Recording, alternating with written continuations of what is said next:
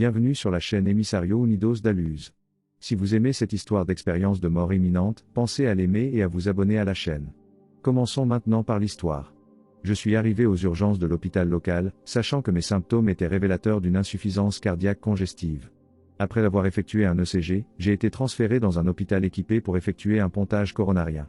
Immédiatement après avoir été anesthésié, je me souviens avoir regardé vers le bas depuis ma position près du plafond pendant qu'un chirurgien m'opérait. Nous allons devoir faire un pontage à 4 voies car celui-ci est bloqué à environ 85%, ai-je entendu le chirurgien dire aux autres membres du personnel qui l'assistaient.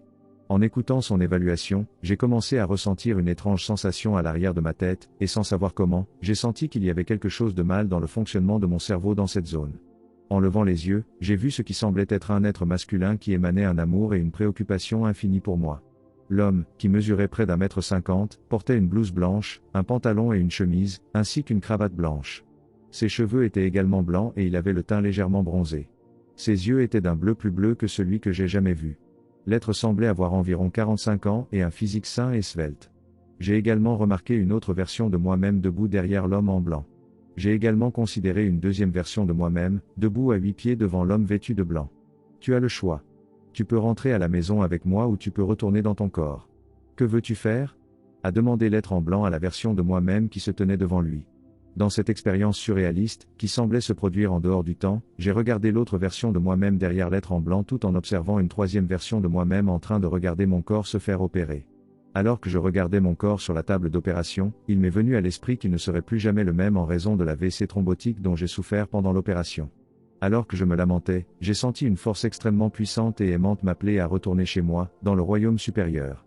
En observant la version de moi-même debout derrière un deuxième être de lumière, j'ai pu entendre une autre version de moi-même s'interroger sur le choix que l'autre version était sur le point de faire. C'est alors que j'ai vu la version de moi-même debout devant l'être en blanc, regardant mon corps sur la table d'opération tout en pensant à ma femme. Il y a encore des choses que j'aimerais expérimenter dans ce corps physique sur Terre, alors je choisis de rester ici, ai-je entendu une version de moi-même dire. Soudain, j'étais de retour dans mon corps, ouvrant les yeux dans une chambre d'hôpital. Il est réveillé maintenant, ai-je entendu ma femme dire alors qu'elle se tenait près du lit. J'ai réalisé, en testant ma mobilité, que je n'étais pas capable de bouger facilement les membres du côté droit de mon corps.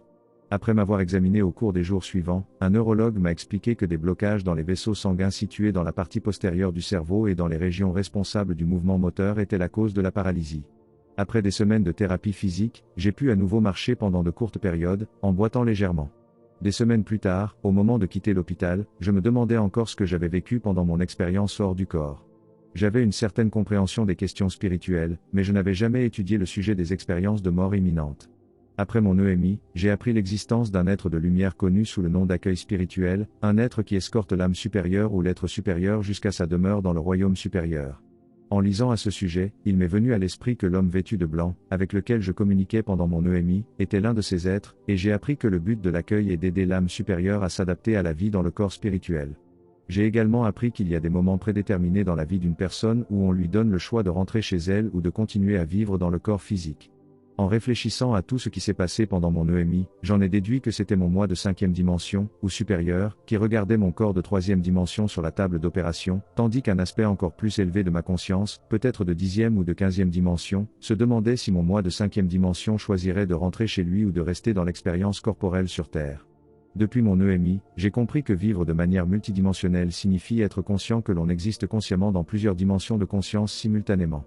En tant qu'hypnothérapeute, j'ai décidé d'utiliser l'hypnose comme méthode pour vérifier les conclusions auxquelles j'étais parvenu intuitivement concernant l'esprit, les êtres qui m'accueillent et la prédétermination en adressant mes questions à mon moi supérieur, Sanat, comme il préférait qu'on s'adresse à lui. Sanat, mon cœur s'est-il arrêté pendant l'opération ? Ai-je demandé lors de ma première séance. En effet, pendant un petit moment. Votre cœur s'est arrêté, mais le médecin avait le sentiment de maîtriser la situation et ne s'en souciait pas, car il était sûr de pouvoir le faire battre à nouveau. Le corps peut continuer à fonctionner même si le cœur s'est arrêté, tant qu'il est pris en charge et qu'il reçoit de l'oxygène. Avec de tels soins, il peut maintenir ce que vous considérez comme la vie pendant une courte période sans le cœur. Votre chirurgien savait qu'il s'était arrêté et a pu le faire battre à nouveau rapidement. Pour le redémarrer, il a utilisé une pression, pas une secousse, mais une forte pression physique qui a déclenché le cœur à nouveau, expliqua Sanat. Est-ce pendant ce moment où mon cœur s'est arrêté que j'ai vécu mon EMI ? Ai-je demandé. Oui. L'archange Michael et moi vous faisions savoir que vous atteindriez bientôt un point où vous auriez le choix. Nous voulions que vous compreniez que même si votre cerveau avait souffert, il n'était pas irréparable et que votre âme aurait le choix de rester avec votre corps physique ou de le quitter, a expliqué Sanat. Vous pensez à de telles expériences comme à des sorties hors du corps, mais en réalité, c'est un endroit où vous pouvez aller à tout moment une fois que vous avez pris le contrôle. Vous étiez là parce que vous étiez à un tournant, pour ainsi dire, un moment de choix, a expliqué Sanat. Pendant l'EMI, je me souviens avoir pris conscience d'un être qui semblait être physique, qui apparaissait comme un homme et qui semblait habillé en blanc. Est-ce que j'imaginais cette personne ou était-elle vraiment là? Qui était-il, ai-je demandé. Il était là pour vous accompagner si vous choisissiez de quitter votre corps. C'est quelqu'un que vous connaissez de l'autre côté, quelqu'un qui s'est porté volontaire pour vous aider dans le passé lorsque vous avez quitté le corps physique, et il reviendra lorsque vous déciderez de passer à autre chose. Vous pouvez le considérer comme un guide touristique ou un éclaireur. Il est là, attendant et observant de l'autre côté, fournissant une assistance à de nombreuses âmes et facilitant leur transition. Ce rôle est sa spécialité. Pendant que vous faites la transition, il est là pour vous tenir la main et vous guider sans crainte. Il était habillé de blanc pour vous réconforter, car ce vêtement déclenche en vous un souvenir d'âme positif, expliqua Sanat. Pendant cette expérience hors du corps, l'être en blanc m'a demandé si je voulais retourner dans mon corps ou rentrer chez moi avec lui. Le même choix est-il donné à tous ceux qui sont en train de passer d'un monde à l'autre, ou seulement à ceux dont le corps physique peut être réintégré, ai-je demandé. Il y a des gens pour qui le corps a été pratiquement perdu, ceux dont le corps a été endommagé ou a vieilli au point de ne plus pouvoir être réparé.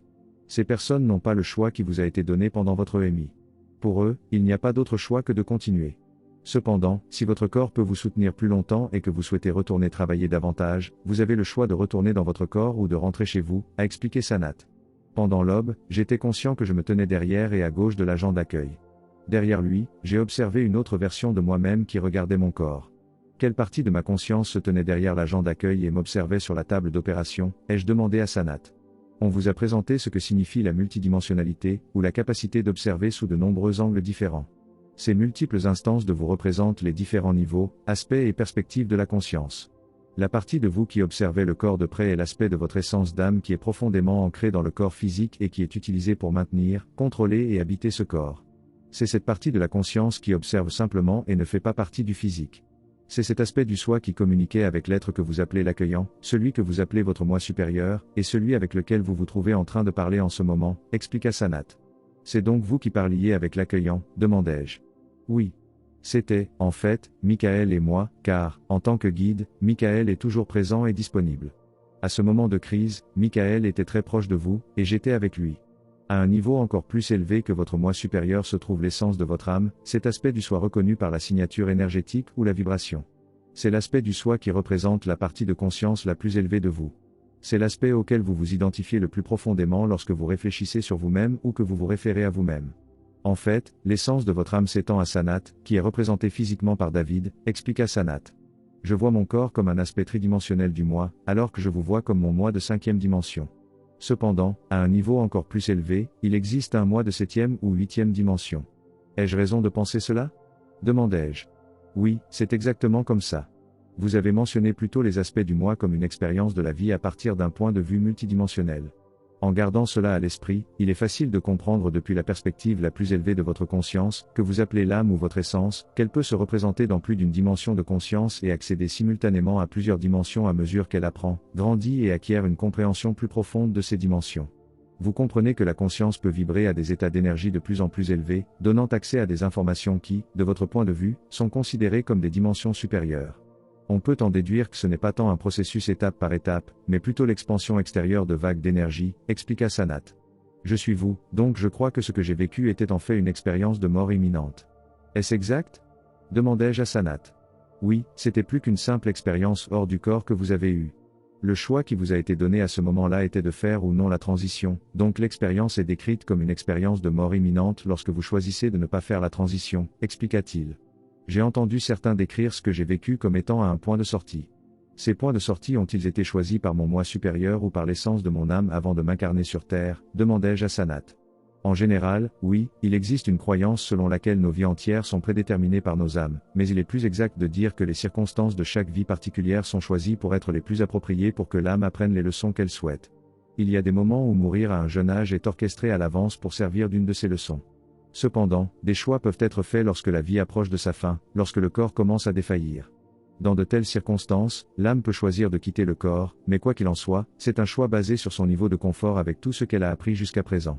Dans ces cas, un choix peut être présenté, mais toutes les âmes n'en ont pas.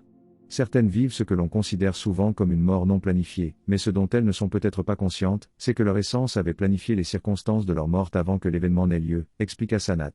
Oui, je me souviens que pendant l'aube, j'ai pensé qu'il serait très curieux de voir ce que lui, mon moi supérieur, choisirait, répondis-je. Oui, il est une perspective de votre être fondamental ou de votre essence, pour ainsi dire. On vous donne des opportunités et vous avez le libre arbitre de faire un choix, et une fois que vous avez fait ce choix, votre essence vous guidera à partir de là, expliqua-t-il. Et j'ai choisi de revenir parce que je sentais qu'il y avait encore quelque chose que je devais faire, demandai-je à Sanat. Oui, et tu le fais, David.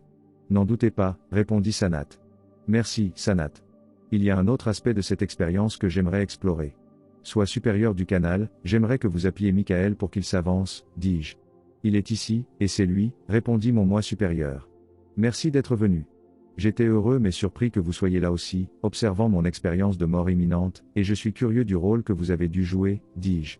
J'ai accompli ce que Sanat n'était pas capable de faire.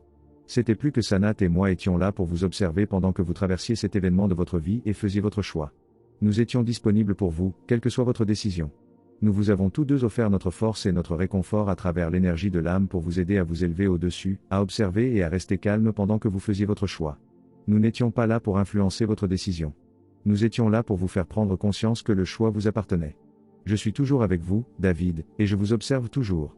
Je viens directement communiquer avec vous quand vous me le demandez, mais je suis toujours là, en train d'observer, expliqua Michael. J'aimerais terminer mon récit en vous disant, à vous l'auditeur, que pendant mon EMI, il est tout à fait évident que j'ai exercé mon libre choix et choisi de prolonger mon contrat et de retourner à ma vie terrestre pour une raison quelconque. J'ai depuis réfléchi à ce que pourrait être cette raison, et comme le thème central de ma vie a été la communication sous une forme ou une autre, j'ai conclu que le but de ma vie en revenant est d'informer les autres des nombreux grands avantages et méthodes d'établissement d'une communication consciente dans un dialogue conversationnel avec les dimensions supérieures. Alors que de plus en plus de personnes commencent à reconnaître qu'elles font partie intégrante de la conscience collective de l'humanité, nous espérons que nos communications interpersonnelles commenceront à souligner et à soutenir nos capacités et nos forces communes, plutôt que nos différences perçues et nos limites supposées. Un tel changement annoncerait en effet le début de la sagesse, à la fois au niveau individuel et au niveau de l'humanité collective.